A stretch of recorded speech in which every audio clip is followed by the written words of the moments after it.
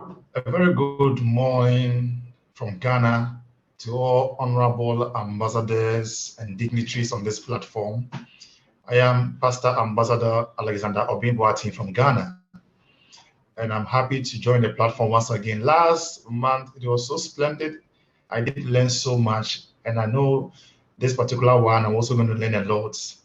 I want to say a very big thank you and also being very much grateful and appreciative to my own mother, Professor Dr. Ambassador Queen Elizabeth Lucas. You are doing a wonderful job. We are praying for you that God should give you long life.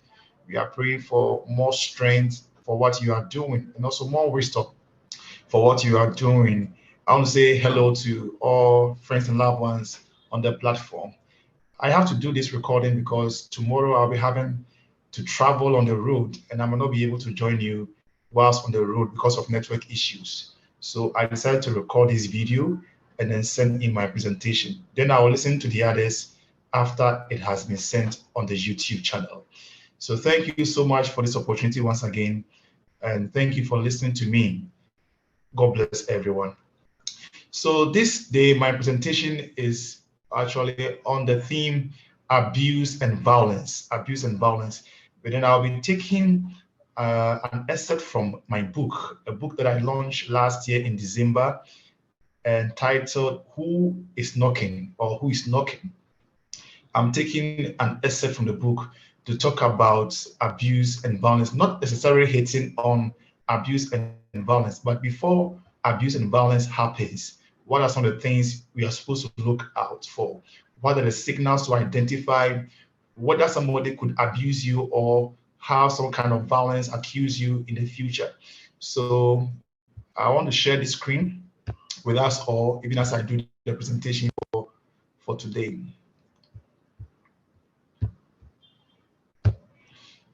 All right. So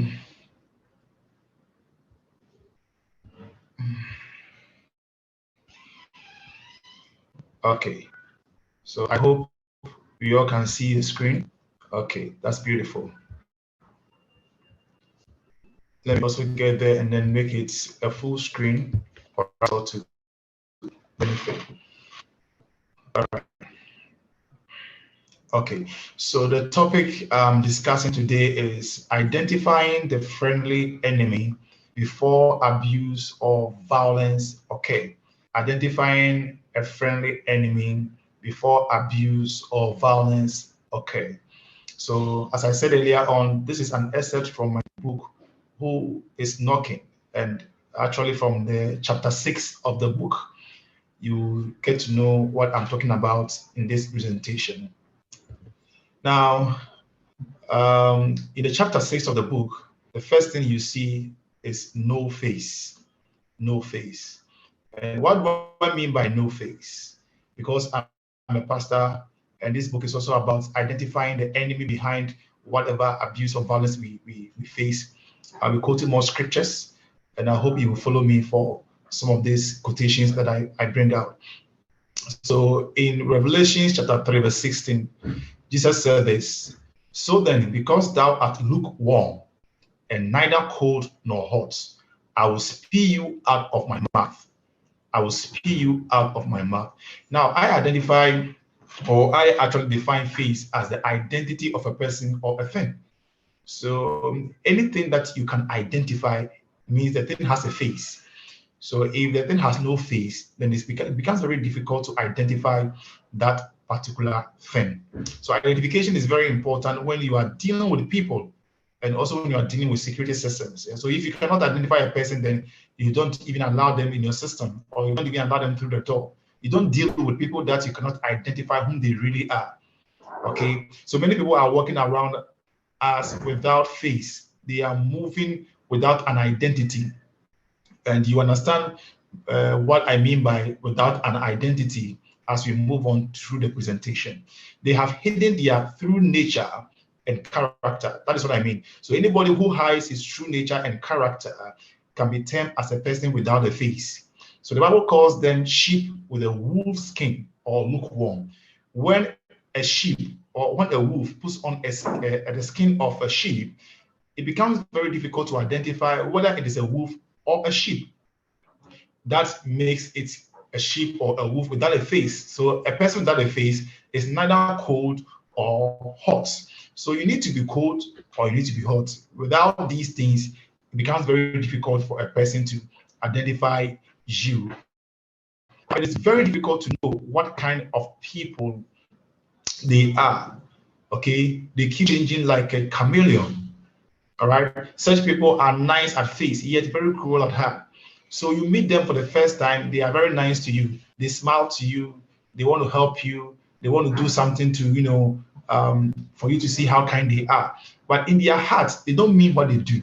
So in Revelation chapter 3, verse 16, Jesus said that, so then because thou art lukewarm and neither cold nor hot, I will spew you out of my mouth. So I said that even if God, as mighty as he is, could not stand people without face, or could not stand people who are neither cold nor hot, how much more we human beings? The question is, are we wiser than God to entertain people with uncertain faces? So if you are dealing with an individual, being it a friend, a brother, a sister, being it anyone, a stranger, and it is very difficult to know who the person is, whether the person is bad or the person is good. Sometimes he seems to be bad, sometimes he seems to be good. You are confused about the attitude, the character, the definition of the person. Then you better cast the person out. Don't deal with people that you cannot testify who they are. It's a very dangerous step to take. So before an abuse or violence occur, these are some of the things that everyone should have to look at. Now, I want to talk to you about people that are the yes sayers. People that are yes, yes. Everything you say, they say yes. And if you ask them for money, they say yes. If you ask them for their time, they say yes. I mean, if you want them to do anything for you, they say yes. But the question is, are they also saying yes in their hearts? So on their mouth, they say yes, but in their hearts, do they also mean the yes that they have said? So a story of two lovers which ended in a hurt because she said yes on her lips, but did not mean what she has said on her lips in her heart. So it's not every yes that is a yes. You need to identify, you need to have a way of looking into the yes that people say. When people want to follow you to do something and they say yes, do they really mean yes? Sometimes it becomes difficult to drag them. It becomes difficult to have suggestions with them, to have meetings with them. It becomes difficult to come to a compromise with them. Even though they say yes, but you don't see the yes in their actions. So how do you go about some of these things? So I say test people with fire to know if they really mean what they have said. You should know how you test people. All right. Sometimes you need to drag them on a high level. Sometimes you need to let them face the environment, the conditions of what they have said they will do to really find out if they will be committed to what they said they will do. All right. This is the test. Test them with fire. Let there be some kind of heat in what they have said they will do. And if they still remain yes to what I said they will do, then you can little be rest assured that these people really want to help. These people really want to be with you. They really want to support. Even in the hard times, they are there with you. So test people with fire to know if their yes is yes. Don't take for granted the little doubts in your mind about a person. All right, we have got instincts. The Holy Spirit speaks to us. All right, if people are around us and we feel some kind of doubts around them or about them, we should not take it for granted. Sometimes it might be true, sometimes it might not be true. But the moment those doubts can start coming into your mind, you need to find out. You don't need to accuse them because you are doubting them, but you need to set some standards. You need to set some fire to find out if the doubt that you are experiencing is really true about the people that you are moving with or the people that you are involving yourselves with. So in a very short time, I want us to look at signals to identify the enemy or signals to identify somebody who could abuse you or somebody who could cause violence into whatever you are doing with a person. Now, I want us to quickly look at what Paul said in 2 Corinthians chapter 4, verse 14. Said that, and no marvel, for Satan himself is transformed into an angel of light. All right, so you see how he said, no marvel, because even Satan, who is the devil himself, was able to transform himself into an angel of light. So this verse means that not all good people are really good, and not all bad people too are bad. So good people sometimes do bad things, and bad people also sometimes do good things. So how do I identify if somebody is bad or if somebody is good? Because Satan, as bad as he is, can do good things. All right, so-called good things. And does that make him a good person? All right. And somebody can be very bad, but yet can do good. I always say that the people that rob us, the armed robbers, the killers, people that kill mass group of people, they have families, they have people that they love. They love their children, they love their wife, they love their parents, they love their family. They have people they love. So even though they are very bad to the society, yes, there are some people that they love. They might have girlfriends or boyfriends. They might have people that are very close to them, that feed them, that serve them, on daily basis or stuff like that. So they are bad people. Yeah, they are good to some people. So how do you identify who a bad person is or whom a good person actually is? So there are some signals you're going to learn. And the first signals I want you to pick up is somebody who is too good, extra good. There's a saying that it is too good to be true. All right, so things that are too good mostly are not true. Too good, it's so juicy. It presents itself as if there is no defects. It is so good to be true. And there are people who are too good to be good. So Jesus said in Mark chapter 10, verse 18, "Why callest thou me good? There is none good but one, that is God." Anytime someone comes or becomes too good to you, it is a very good time to investigate, all right, the reasons for that particular goodness or the benevolence of that person. Find out why the person is so good to you and extra good to you. When you first fall in love, you want to sacrifice everything you have, but it doesn't mean that you are a man of sacrifice. All it means is that you want something and you want to use all that you have to get what you want. So sacrificing all that you have for love doesn't make you somebody who is a sacrificial person who sacrifices everything. So people fall in love because of the sacrifices that others do. And now that they have been in love for a very long time, they realize that these ones we are moving with are not whom they presented themselves to be. They were too good, but they are not that good as they said they were. All right. So anytime someone becomes that too good, find out what is the reason. Does the person need something from you? Does he want your attention? Does he want your love? Does he want sex? Does he want money? Does he want from promotion? Find out. Does he want to find out your secrets? What is the person looking for? Does he want to destroy me? That is why he's becoming too good to me. Don't be overtaken by their plenty acts of goodness and think that they like you. The enemy can present himself as an angel of goodness and steal away your joy, steal away your happiness. All right. So mostly loved ones become sad. They enter into depression because the enemy has stolen away their happiness. The enemy has stolen away their joy. They came presenting themselves as good lovers, but in the end, it was something so worse and so bad. So whenever you are dealing with people who are too good, never take for granted what they can do when they get what they are looking for. Do not take for granted what they can do when they receive what they are looking for. The next thing I want to talk about is somebody who is always smiling, and I call it always smiling. So that is the next signal look for. People who are always smiling. It is good to smile and even laugh. Doctors advise that people smile and laugh a lot to reduce high blood pressure, to reduce stress, to reduce depression, to reduce all these things. Because of this, the good attributes of smile or the good advantages of smile, and then that the good smile can actually affect people and their joy, their mood. The enemy knows that a smile is very attractive and healthy. So he uses smile as a strategy to get your heart. The devil uses smiles to crush you. All right. So if smile can be used to get your heart, that same smile can be used to crush you. So you see, people will smile to you, getting your attention.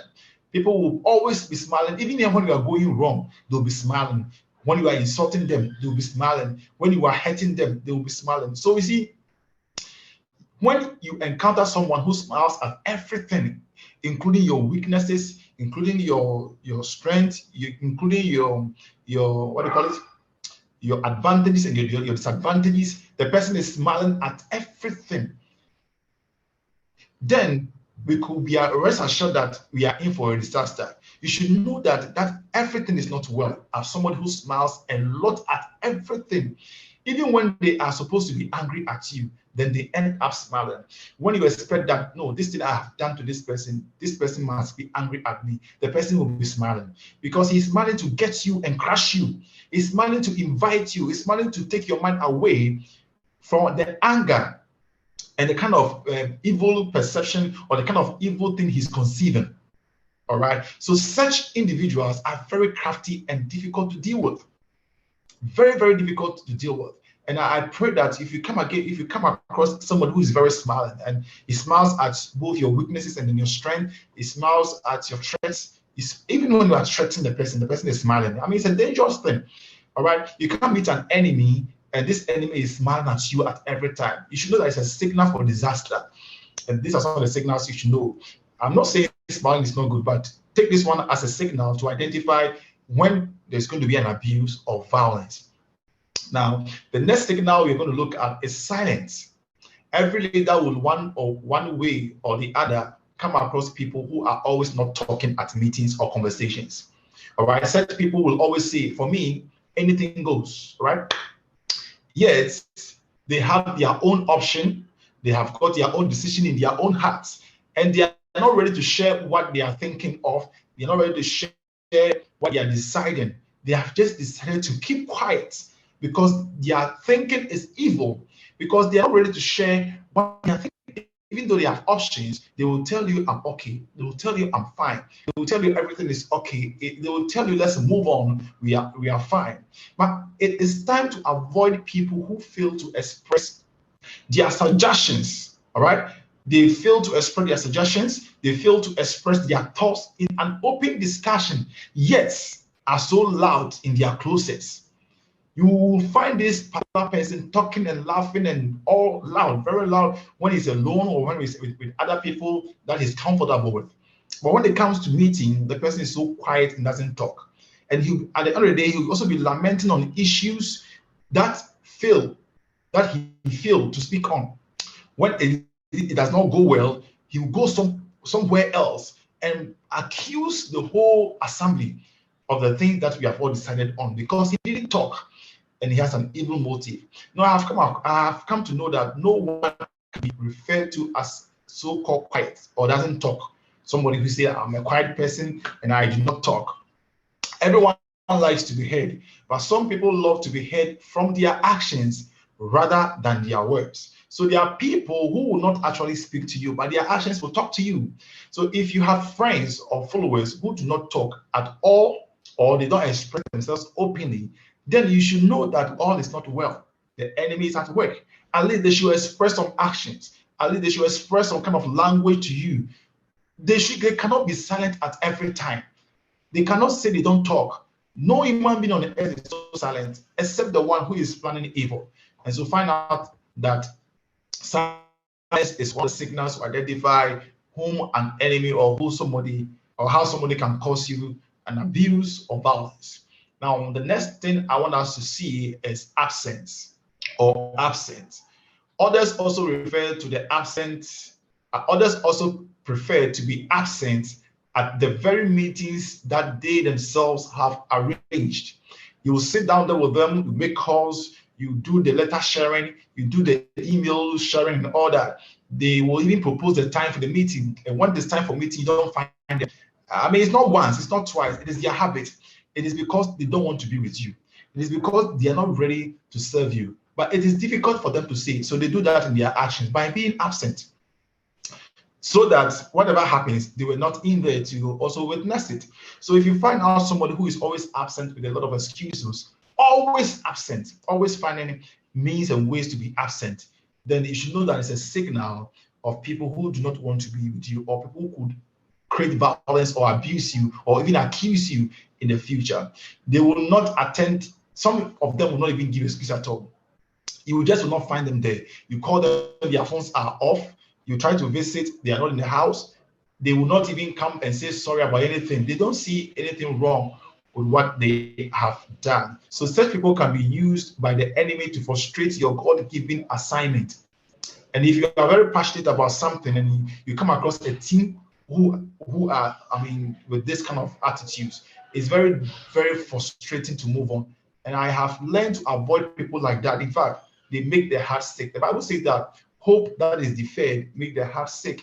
If you are always trusting and hoping that somebody will help you, and they do not appear, they do not suffice in any way, it makes their heart very, very sick. So do not wait for absent people. Number one, never wait for absent people. Just carry on with what you have decided to do, whether they are around or they are not around.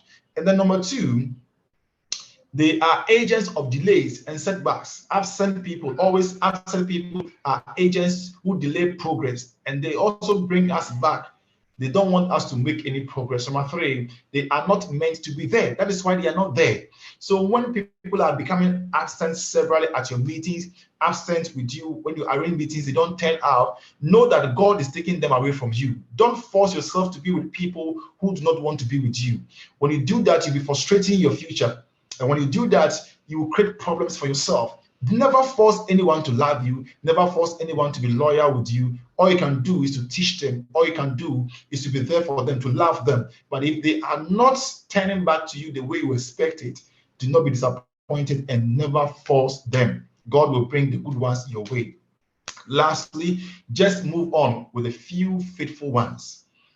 Just move on with a few faithful ones. The few faithful ones are more powerful than the many disloyal ones. You can have a great team of army or a great army. If they are not faithful, you have no army. But you can also have few servants. If these few servants are very faithful, then you have got a great army. Hello. All right, so the next thing I want us to look at is people who are always changing the time. Full of disappointments. They are always changing times. And we all change time, right? When we think that the time that we have apportioned will not be conducive for all of us, then we decide to change time. But there are people who are of the habits of changing time. They are always full of disappointments. And when they come, they want to leave early. When they come late, they want to leave early. They want to set different time for the meetings. They wouldn't come early. They frustrate. They are full of disappointment. So when you encounter people who are not faithful in their dealings with you, then remember that the enemy is at work with you. These kind of people make good plans with you, and at the point of execution, they are nowhere to be found. They will sit in your office with you. They will sit in the house with you with your computer. They will bring all the knowledge they have, their wisdom. They will just build up ideas with you. When it's time for execution, they leave you alone. They are not there. They are not there. Nowhere to be found. They are nowhere to be found, making plenty of flimsy excuses. They cannot work. They are just sayers. They don't work. All right. So a faithful and a true person with an identifiable face will always remain loyal to your plans and execution. Most times we find ourselves planning with the wrong people, but because they are also making the needed contributions, we are unable to identify them as enemies, because when they come for meetings, these people help us to make meaningful suggestions, meaningful contributions, but time for implementation, they are not there. So we are not able to identify them as enemies of progress. All right. So we thank God we know how to identify them, even though they pretend to be with us.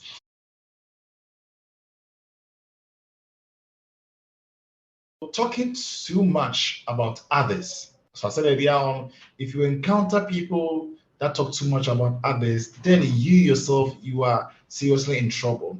If you encounter anyone who is a lover of gossip and talks too much about others, then remember that you are chatting with an enemy. Very soon, this same person will be discussing you with others. So in First Thessalonians chapter 4, verse 11 says that you also aspire to lead a quiet life, to mind your own business, and to work with your own hands. So we command you, avoid people who talk about others with ill motives. Avoid people who talk about others with ill motives. They are not good people to, mingle with. Now, the next signal I want us to look at is always giving excuses.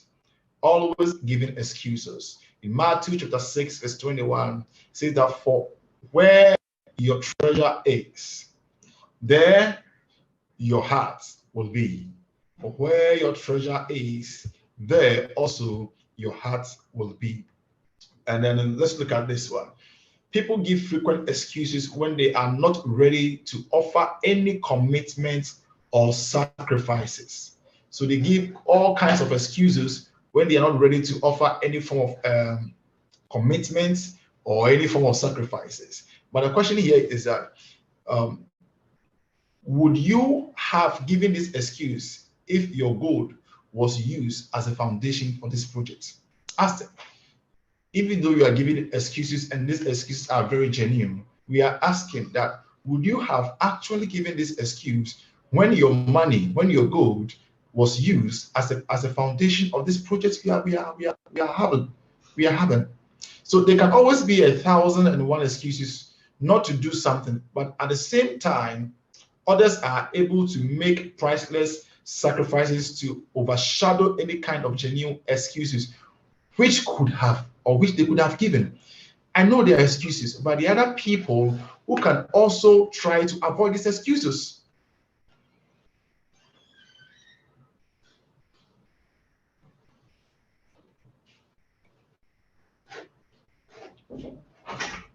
So if you will be able to move on despite this excuse, then why won't you do that?